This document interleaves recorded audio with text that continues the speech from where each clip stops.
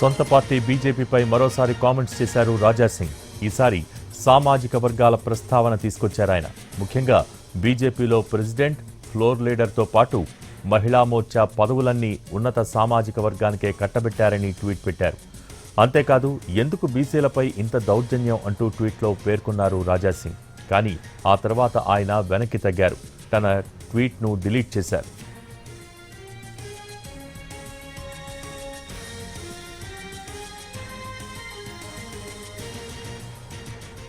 సొంత పార్టీ బీజేపీపై మరోసారి కామెంట్స్ చేశారు రాజా సింగ్. ఈసారి సామాజిక వర్గాల ప్రస్తావన తీసుకొచ్చారాయన.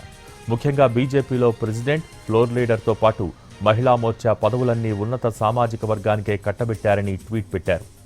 అంతేకాదు, ఎందుకు బీసీలపై ఇంత దౌర్జన్యం అంటూ ట్వీట్లో పేర్కొన్నారు రాజా సింగ్. కానీ ఆ తర్వాత ఆయన వెనక్కి తగ్గారు. తన ట్వీట్ను డిలీట్ చేశారు.